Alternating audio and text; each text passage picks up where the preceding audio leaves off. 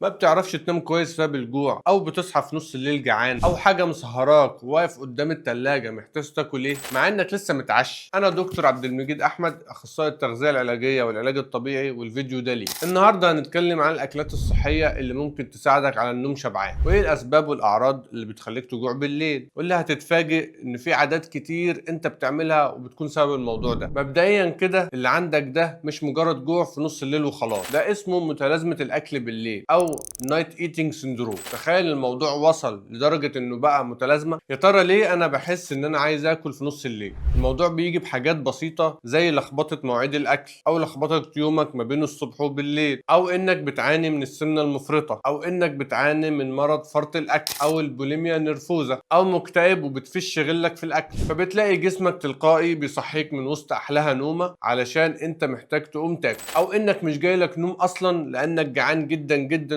رغم انك لسه واكل. ومش بس كده، انت كمان بتروح على الاكل اللي مليان نشويات وسكريات وفاست فود فيعمل شوجر رش للصبح. مش بس كده، انت برضو بتلخبط في وجبات طول اليوم وفي مواعيدها، فمثلا من كتر ضغط الشغل مش بتفتكر انت امتى بتاكل وامتى ما بتاكلش. طيب ايه اعراض متلازمه الاكل بالليل؟ كل العادات الغلط اللي انت بتعملها بتأثر على نظام اكلك وبتخليك توصل لمرحلة انك مش عارف تنام، او عندك ارق بالايام الا لما تاكل في نص الليل. طب ايه هي اثار متلازمة الاكل بالليل؟ من اهمها واسوأ ما فيها انك بتتخن بسرعة، فممكن توصل لمرحلة السمنة بسهولة. ومش بس كده، الموضوع بيأثر على ادائك في شغلك وفي حياتك وفي حركتك. ده غير سوء الهضم اللي بيتكون عندك، ده غير انه للاسف بيزود احتمالية اصابتك بامراض مزمنة زي الضغط والسكر والسمنة. بس تقدر تبدأ بعادات بسيطة تصلح الدنيا دي. تعال اقول لك على الحلول البسيطة للمشكلة دي، وهو انك تظبط ساعتك البيولوجية وساعد جسمك على مواعيد اكل محددة ونوم محددة، وتهتم باوقات الراحة من الشغل لان دي بتفصلك عن الضغط العصبي. وقاوم دايما فكرة انك مش هتنام الا لو اكلت، وابعد عن الاكلات اللي بتحتوي على نشويات وسكريات كتير، وابعد عن الفاست فود، وبلاش مشروبات فيها كافيين وسكر قرب ميعاد نومك. وخلي دايما النشويات اللي بتاكلها نشويات معقدة، وحاول تاكل كميات بسيطة من الدهون المفيدة، وتابع مع اخصائي عشان تعرف ايه اللي ناقصك وتحاول تزوده في اكل. الفكره انك ازاي تضيف اكلات مفيده في يومك الصبح او بالليل تحل لك ازمه الاكل بالليل والارق. مبدئيا السناكس اللي فيها مغنيسيوم وحديد وزنك هتساعدك جدا انك تنام اطول مده ممكنه، ودي بتبقى موجوده في توست الحبوب الكامله مع زبده الفول السوداني، وممكن مجموعه من المكسرات زي البيستاشيو والكاجو، او الافوكادو توست لو بتحبوا الافوكادو. والاكلات اللي فيها نسبه بروتين عاليه هتساعدك جدا وتحسن من نومك. الاكلات الغنيه بالسيروتونين، لان السيروتونين بيساعدك جدا على تنظيم الحالات المزاجيه المضطربه، وده لو هنقول ان الاسترس هو السبب في مرحله متلازمه الاكل بالليل اللي عندك. وده ممكن تلاقيه في الشوكولاته الدارك من غير سكر، او في كومبو فريد من نوعه بيمزج ما بين السبانخ والبيض في كيكه صحيه جدا. والميلاتونين، وده بيساعد على دوره نوم طبيعيه للانسان، وده ممكن تلاقيه في وجبه حلوه لو اكلت توت مع شوفان، هتبقى وجبه غنيه بالالياف والميلاتونين. وممكن تزود مكسرات زي عين الجمل عشان تديك طاقة بسيطة عشان ما تهبطش. تخيل لو اكلت سناك شبه السوشي كده اللي مليان اوميجا 3، او تونة مع الخيار، ودي وجبة ممكن تديك طاقة رهيبة وخفيفة لكن فيها احماض من الاوميجا 3 كتير، وهتساعدك على النوم. وكمان غنية بفيتامين بي 6 واللي هيساعد في انتاج الميلاتونين. وكمان ما تنساش تضيف الدهون المفيدة في اكلك زي زيت الزيتون والزبدة البلدي والدهون الحيوانية. وكمان فاكهة زي الكيوي اللي لو اكلتها قبل ساعة واحدة من نومك هتفرق معاك كتير. وفي النهاية اتمنى الفيديو يكون عجبكم واستفدتم منه، وما تنسوش لو استفدتوا تدعموه بلايك وتشاركوه مع اي حد هيستفيد من الفيديو. ولو عندك اي اسئلة بخصوص مشاكل مع الارق او متلازمة الاكل بالليل او اي اسئلة تانية ما تنساش تكتبها في الكومنتات. ولو لسه ما اشتركتش ما تنساش تشترك عشان يوصلك كل جديد. سلام.